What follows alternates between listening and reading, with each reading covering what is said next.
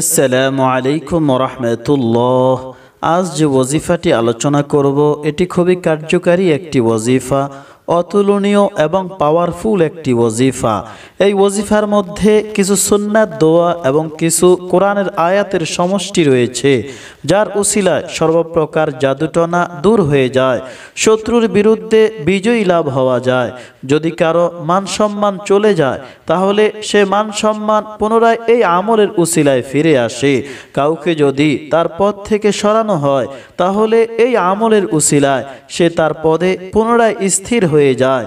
যদি ঘরে বাইরে এবং কাজ কারবারে অকল্যাণ দেখা দেয়, বেবরকতি দেখা যায়, তাহলে এই আমলের উসিলায় সর্বপ্রকার অকল্যাণ এবং বেবরকতি দূর হয়ে যাবে। যদি কারো মেয়ের বিবাহের সম্বন্ধ না আসে অথবা উপযুক্ত সম্বন্ধ না আসে অথবা কেউ বিবাহে বাদ মেরে রেখেছে, যে কোনো সমস্যা হোক, বিবাহ শাদীর ব্যাপারে এই আমলটি অনেক কার্যকারী। ইনশাআল্লাহ 1 মাসের মধ্যে শুধু সম্বন্ধ আসবে এরকম নয়, বরং কোথাও না কোথাও বিবাহের কথাবার্তা ফাইনাল হয়ে যাবে।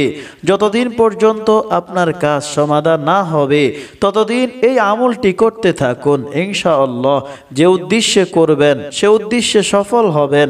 ওয়াজিফাটি কিভাবে করবেন? প্রত্যেক দিন ফজরের নামাজের পরে এবং মাগরিবের নামাজের পর এই আমলটি করবেন। সর্বপ্রথম 3 বার দুরূদ শরীফ পড়ুন, অতঃপর 7 বার এই দোয়া এবং আয়াতগুলি পড়ুন।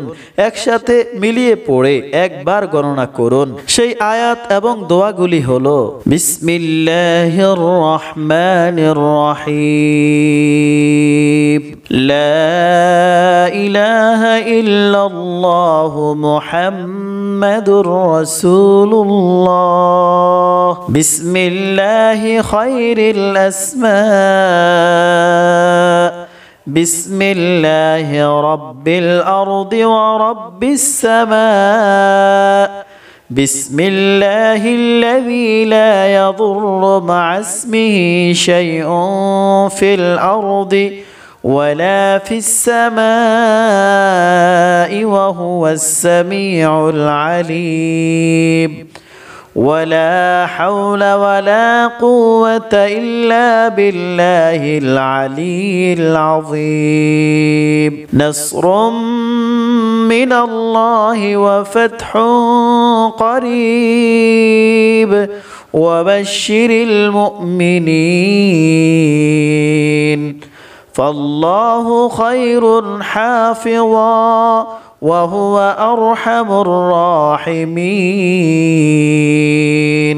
وأنزلنا الحديد فيه بأس شديد ومنافع للناس والله غالب على أمره، كتب الله لأغلبن أنا ورسولي ইন্নাল্লাহা কাওয়িয়্যুন আজিজ। শেষে আবার 3 বার দুরূদ শরীফ পড়ুন, অতঃপর দোয়া করুন।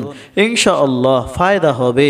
প্রত্যেক দিন এভাবে আমলটি করতে থাকুন। যতদিন কাজ না হবে ততদিন পর্যন্ত আমলটি করতে থাকুন।